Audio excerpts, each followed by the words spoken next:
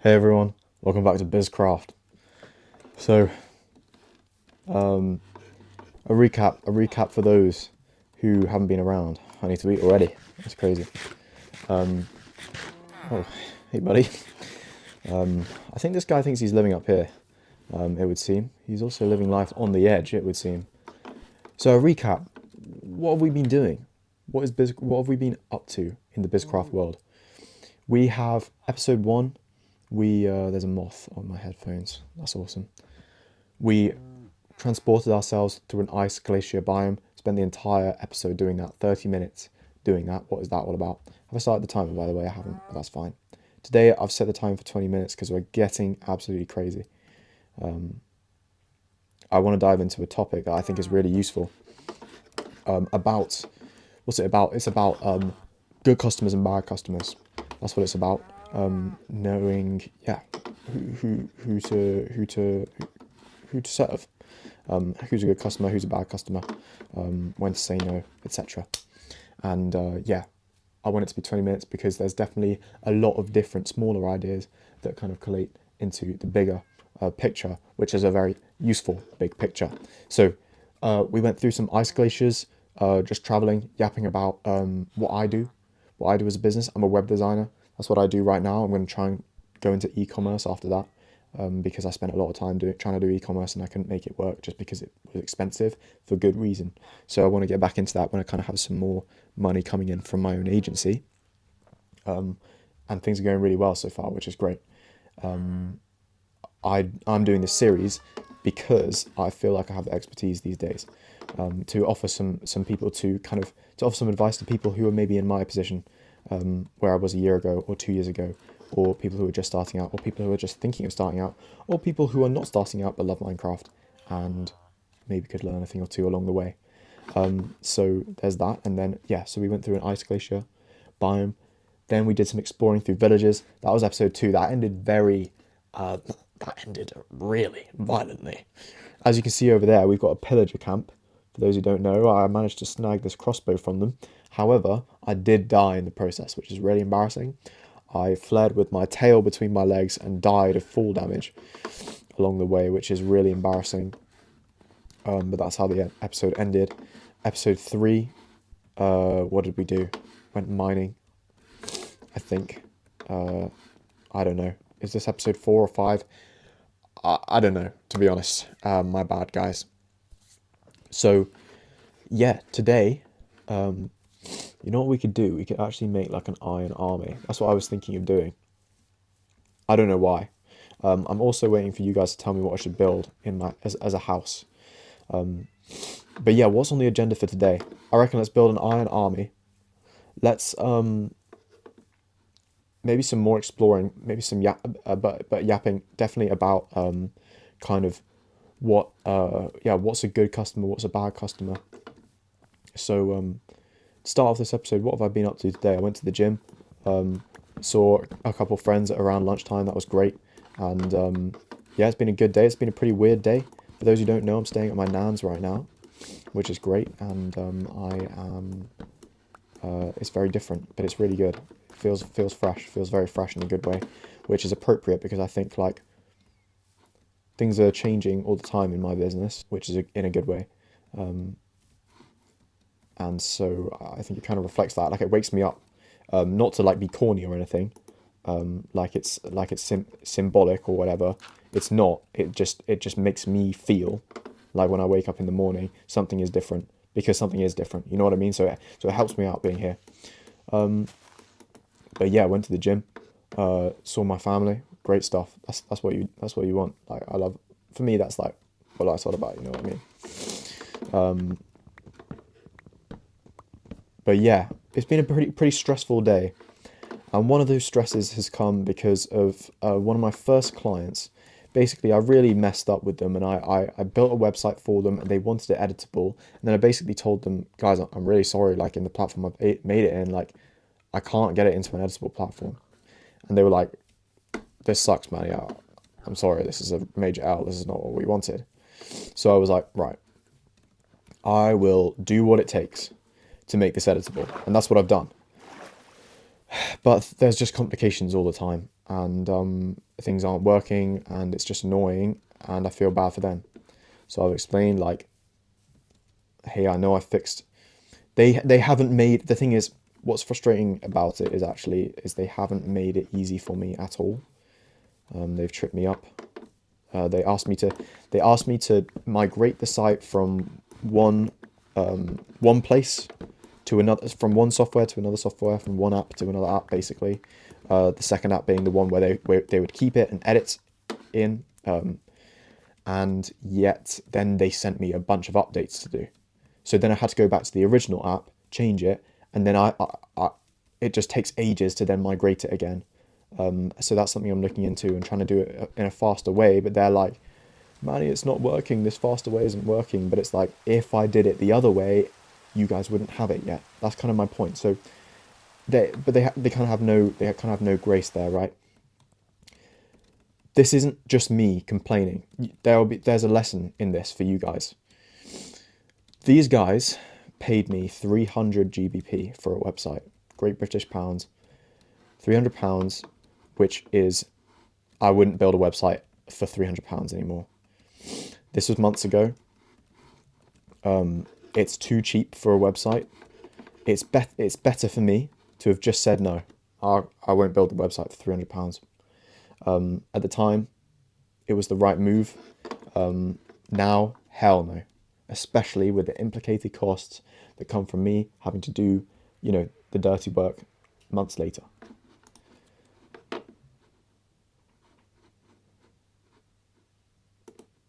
So, what does that mean?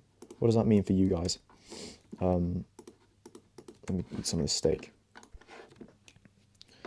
And also, can I make a blast furnace right now? What's a blast furnace? Blastoise. So I had to let that out. Blast furnace. I may not have the ingredients because it's not giving me. There's a smoker. Okay, I have a feeling that I don't have the right minerals for a blast furnace. Let me make another furnace, and I'll smelt a piece of, because I can't remember the recipe for a blast furnace, so I'm going to smelt a piece of stone and turn it into smooth stone, because that might be it. So good customers and bad customers. Bad customers, people who don't want to pay anything, and this is implications. So people who don't want to pay you a lot of money, poor people who don't qualify as a good client, as an ideal client, people who complain, ask a lot of questions, want to bend your terms and conditions, people who aren't replying quickly, people who aren't on the ball. These might sound obvious, but what does this imply for your business? Put your prices up. That's number one. Put your prices up.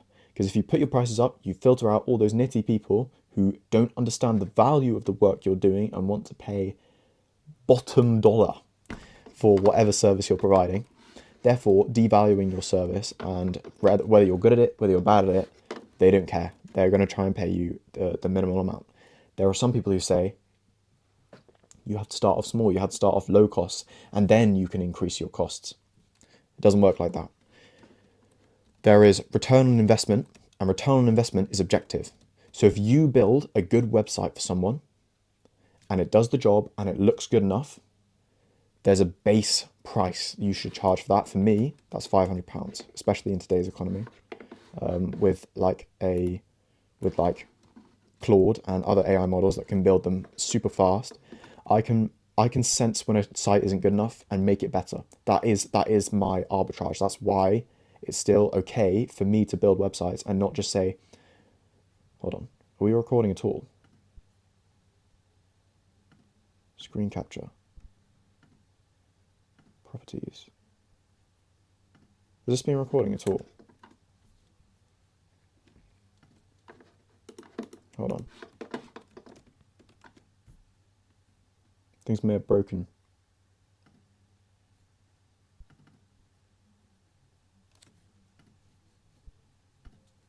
There we go.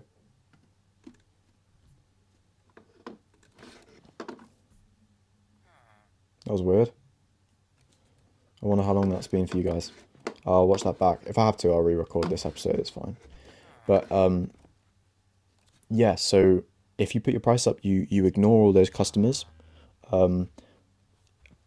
If they're getting a good website, they should be paying like £500. They should be okay to pay £500 because they understand the value. Now it is your job as a service provider to explain to them why £500 is a great investment for them to get a website. What's the website going to do for them? What's the ROI? You got to explain all that, yeah. But you have to, yeah, you have to put your prices up so you don't get those nitty people who are going to say, wow, wow, wow, I didn't get this, I didn't get that.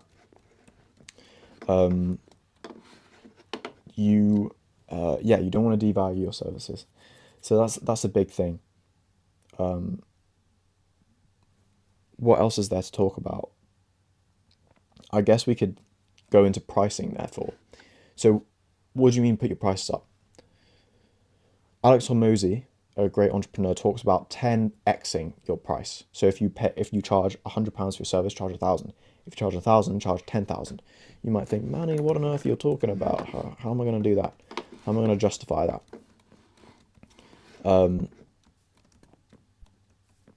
There are different people who have different needs, and some people will pay 10,000 for one product, other people will pay 1,000.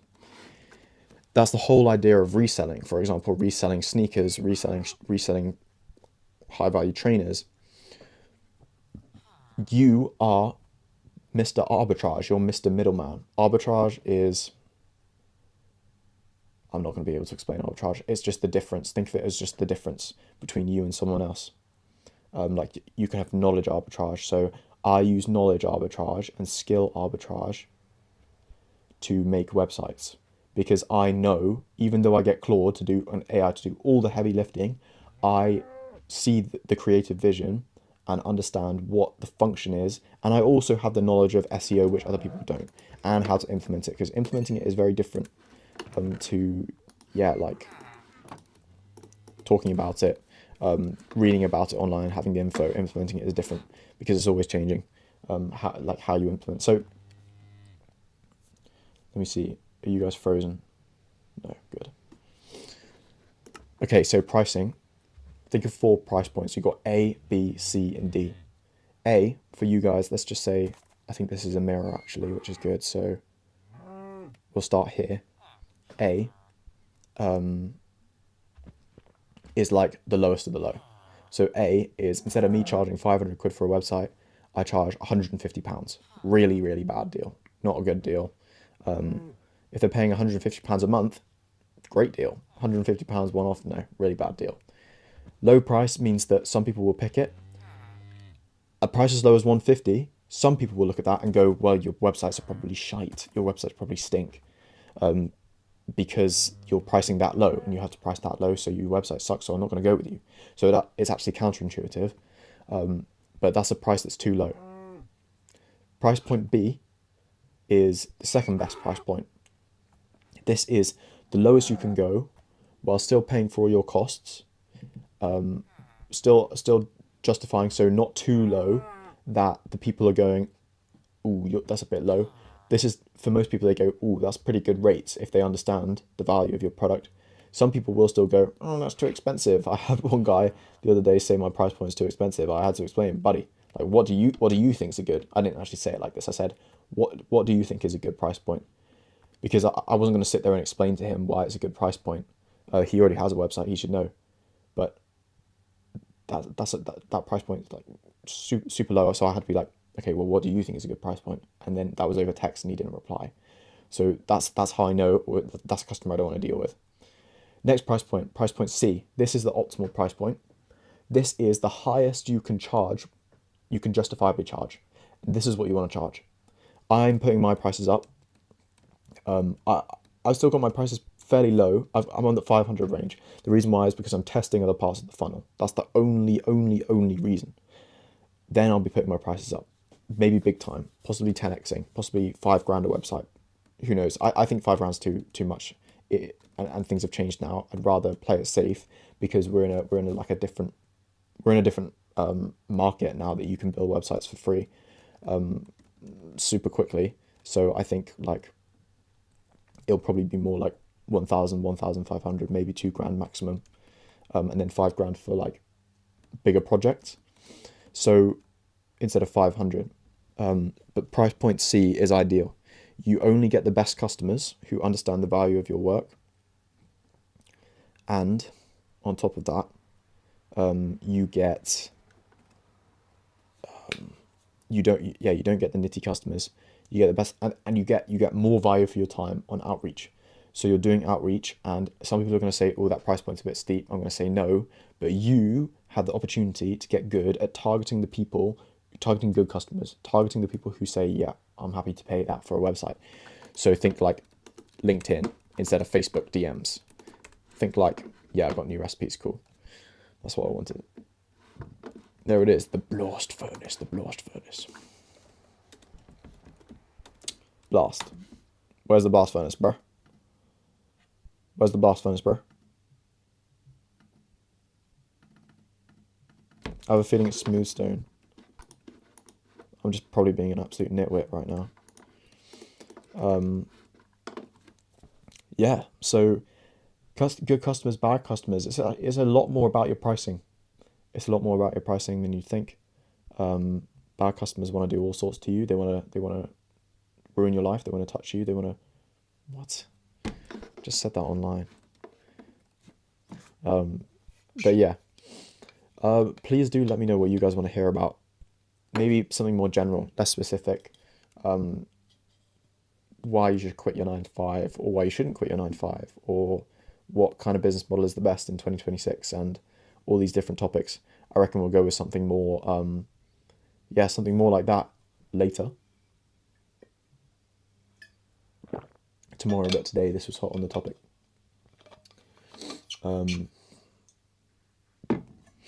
Another thing as well is when you have employees, you can just turn the switch off on the new customers temporarily for people. So my point is, if I had employees who could deal with the problems I have with this older client, I could continue to expand the business. I could continue to work on the business, not in the business. I could continue to work on our processes, our systems, bring in new systems, new software, things to speed things up, things to make the business better, things to make the business more money.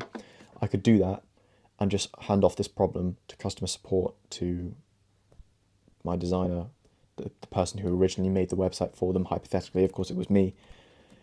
And then you lose nothing but maybe a bit of top line revenue. But it's definitely worth it, because this is an opportunity to fix something in the business, even if it's which kind of clients are you bringing in, because they're causing a problem. You see what I mean? So because I have to deal with this, and because there's more pressing matters in the business, I'm suffering the consequences of having this older client. Bro, you gotta chill, dude. You're actually alright. You can... They call me Mr. Pumpkin, by the way. I've got 39 of them in my inventory. Never seen anything like it. Right, we've already got an iron golem. So until we are drowning in iron, I think we'll chill for now. We could start a little farm maybe next episode. Let's write some ideas down on a sign. What can we do? Because I kind of want to think about that.